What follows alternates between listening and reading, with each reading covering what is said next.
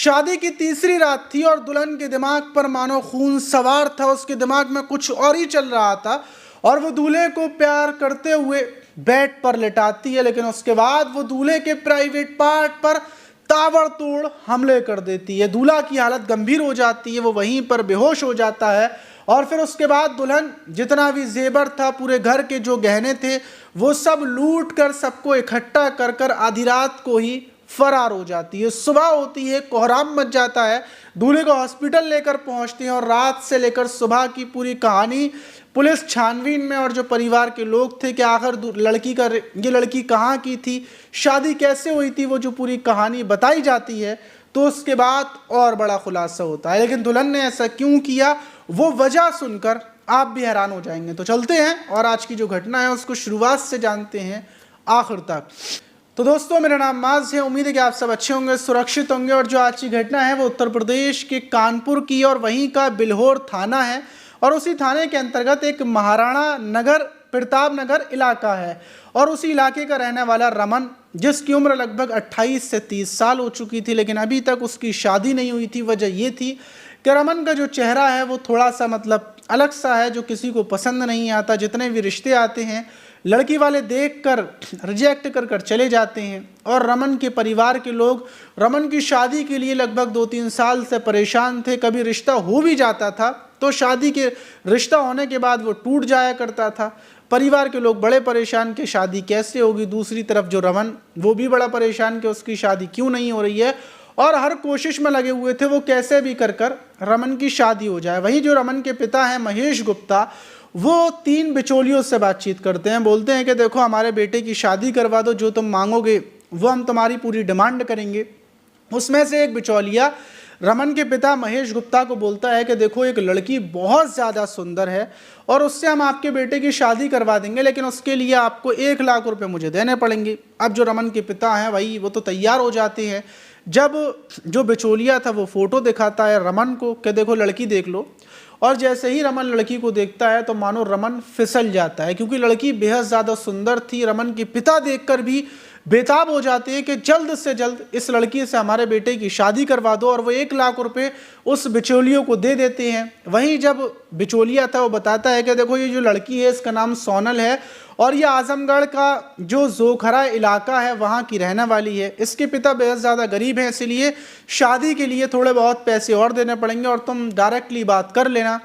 अब जो ये महेश गुप्ता थे, ये सोनल के परिवार के लोगों से बातचीत करते हैं और शादी की तैयारियां शुरू हो जाती हैं। रिश्ता हो जाता है और सोनल के पिता को महेश गुप्ता लगभग 3 लाख रुपए देते हैं कि देखो तुम्हारी बेटी के लिए गोल्ड बिछियाँ और तोड़ियाँ और ये इयररिंग्स वगैरह सारा गोल्ड के लिए तैयार होने के लिए 3 लाख रुपए दिए जाते हैं। अब सोनल दूसरी तरफ तैयारी वगैरह कर लेती है और 28 अगस्त को बारात में सिर्फ 10-15 लोग जाते हैं, यहाँ से निकलते हैं और उसके बाद विदा करवाकर वापस आ जाते हैं। 28 अगस्त को शादी थी। अब जब नई नवेली दुल्हन आती है तो उसका जो अंदाज था घर परिवार के लोगों के साथ रहने का वो बड़ा अच्छा था। सोनल हर किसी से अच्छे से बात कर रही थी, हर किसी से बड़े प्यार से बोल रही थी। सोनल परिवार के लोगों को बड़ा पसंद आती है। और दूसरी तरफ जो रमन था, उसकी खुशी का ठिकाना नहीं था। उसको लग रहा था कि मानो इतने सालों से शादी के इंतजार में था और अब आकर जो उसको मिली है वो प्रिंसेस मिली है, ऐसा लगता है कि राजकुमारी हो।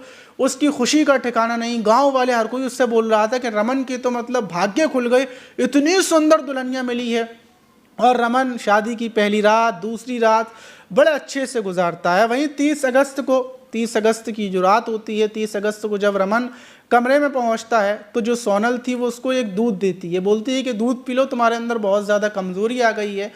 और रमन दूध पीता है और दूध पीने के बाद रमन सारे कपड़े उतार देता है। कपड़े उतार कर जब वो अपनी जो पत्नी थी उसके साथ संबंध बना रहा होता है कि संबंध बनाने के बाद उसको नींद आ जाती है और वो बिल्कुल सो जाता है। अब ये रात का मामला था, रमन अच्छा खासा सोया था। वहीं सुबह के टाइम पर जब परिवार के लोगों की आँख खुलती है तो वो देखते हैं कि क्योंकि रिश्तेदार पूरे घर में हैं तो सुबह सुबह उठते ही सब लोग खाने पीने में लग जाते हैं। किसी का ध्यान रमन की तरफ नहीं जाता। सबको पता है कि रमन रोज़ाना 8-9 बजे के टाइम पर बाहर आता है और परिवार में जो गांव है वहाँ पर तो सुबह 7 बजे लोग उठ जाते हैं। तो सब रिश्तेदार अपने आपस में बात करने में लगे हुए थे। वहीं जो रमन की माँ है वो रमन के गेट पर पहुँचती हैं, बजाती हैं कि रमन उठ जाओ, काफ़ी देर तक वो गेट बजाती हैं। हर रोज़ तो रमन आवाज़ लगाता था, लेकिन आज अंदर से रमन की कोई आवाज़ नहीं आती, और वो जैसे ही गेट को हल्का सा धक्का देती हैं तो गेट पूरा खुल जाता है और सामने बेड पर रमन पड़ा हुआ था। लेकिन आसपास देखती हैं कि सोनल गायब है, और फिर रमन को वो उठाने की कोशिश करती हैं। उसी बीच जो रमन के मतलब कमरे के अंदर जो कवर्ड है वो खुला पड़ा हुआ था, कपड़े सब बाहर पड़े हुए थे।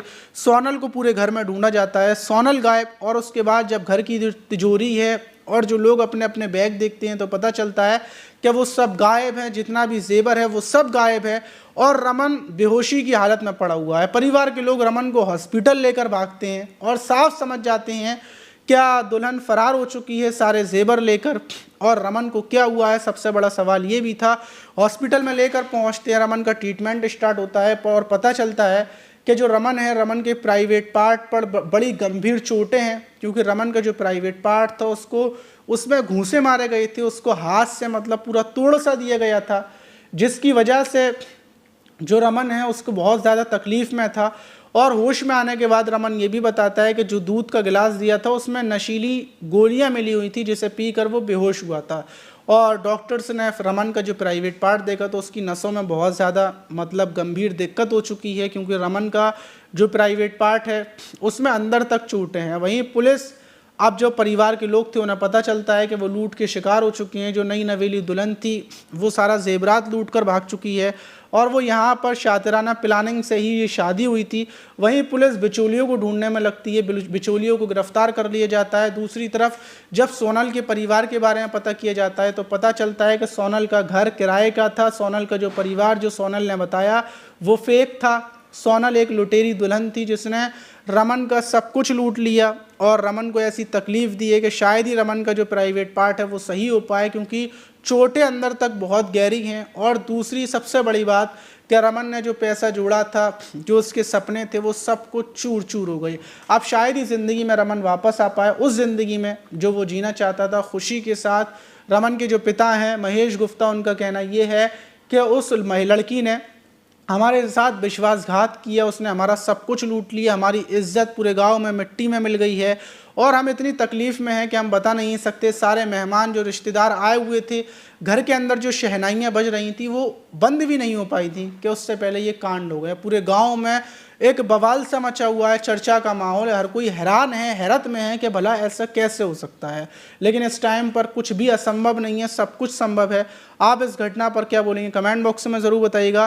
क्या उस लड़की सोनल को क्या सज़ा मिलनी चाहिए वो भी बताइएगा। मिलते हैं किसी और वीडियो में।